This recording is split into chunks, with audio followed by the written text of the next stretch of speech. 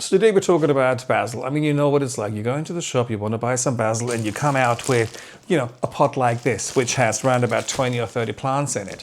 And then you put it on the windowsill, you're going, I'm going to have that fresh herb for the next few weeks. And fuck that, after a few days, the damn thing is dead. To make sure that this is not going to happen to you, you have to do a few things to ensure that you will have basil for the rest of your life. Literally, you buy one of these, you take one plant or two plants out, and you can create a gigantic basil bush so that you will never ever have to buy basil again. And they're so easy to propagate as well that you can give it to all your friends and everybody will love to pick on your basil bush. So let me show you what you need to do to get bushy basil. So I mean, if you just taken the condom thing off, each one of these is an individual plant. So these are obviously the domineering ones, and then you've got more feeble ones, and them you really don't need. If you're looking at this, each individual one of these is an individual plant. So it is incredible how many plants they shove into this. Clearly all the nutrients each plant needs, there is not enough in this tiny little pot to make sure that all of them get enough. So this is the first thing you need to change. Oh, and also to make sure that your plant has longevity. When you pick the basil leaves and you want to cook with them, don't go, I just pick one from here, I just pick one from there, and I pick from... Don't do that. There is a way to get your basil for cooking to make sure that the plant will continue to grow. Anyway, I'll show you that in a second. First things first, let's get these out of this pot and have a look what we have to play with. And look at that. I mean, it's not too root bound, but still there is way too little nutrition for all of these plants in that tiny piece of soil, really, when you're looking at it. So what we're doing now is really pretty much manhandling the plant. And don't be scared, because plants are a lot more resilient than we give them credit for. And let's do the whole thing again. Some of these little ones we don't want to have anywhere unless you want to have 50 individual basil plants, which frankly I don't. I like the herb, but not that much. And then we can start teasing out the bigger ones.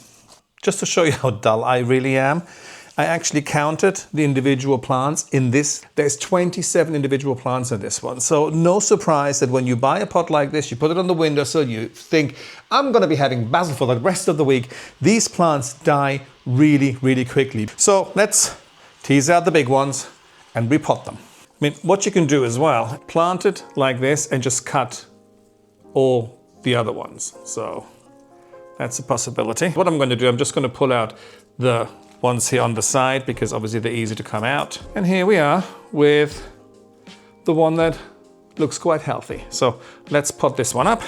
And this is just all-purpose compost. Put it in there and then just fill it up. Next one. So let's just focus on these two. Also, what a lot of people do when you harvest your basil and you want to cook with it, people just tend to go, yanking off leaves, left, right, and center, and you're going, oh, this is nice. And then obviously, yes, you have a few leaves you can cook with. That is the wrong way of doing it. The right way of doing it is when you want to cook with basil, rather than yanking off each individual leaves, when you look here, there, you can see there is a node and there is a branch going this way and a branch going that way. So this is where you should cut your basil, right there.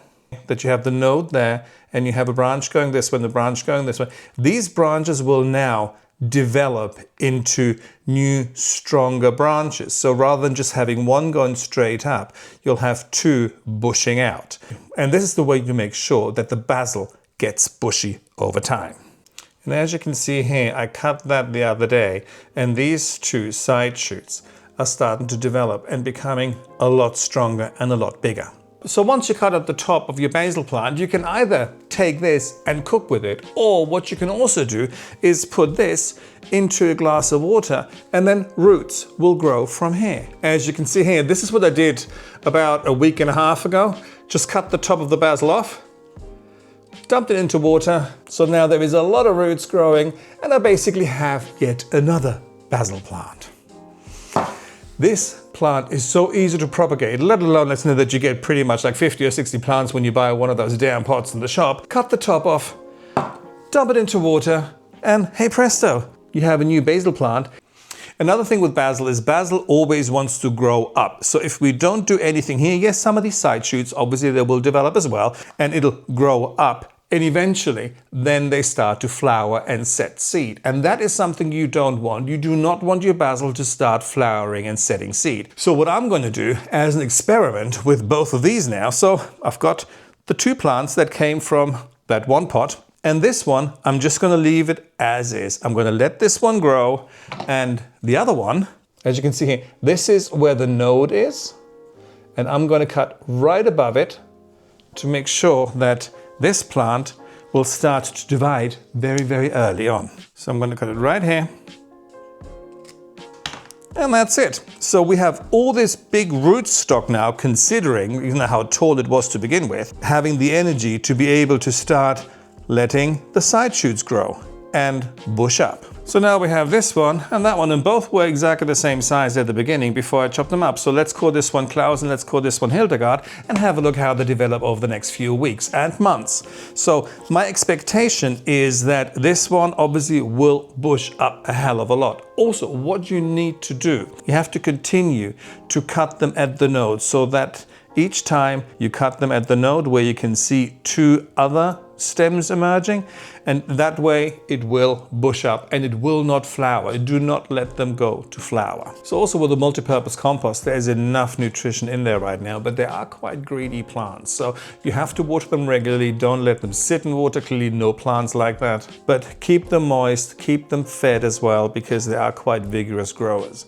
And yeah, that's pretty much it. I'm just going to start planting the rest of the plants, and then everybody's going to get a basil bush for Christmas. Cheap fucker. So go out there and get yourself a tub of basil and then just start dividing them, and all of a sudden you just start growing your own basil bush. I mean, you could, that plant is so versatile. It is absolutely amazing in gin. And there will be updates on how Klaus and Hildegard are doing, and and let's wait and see how they develop and how quickly they will start to grow properly.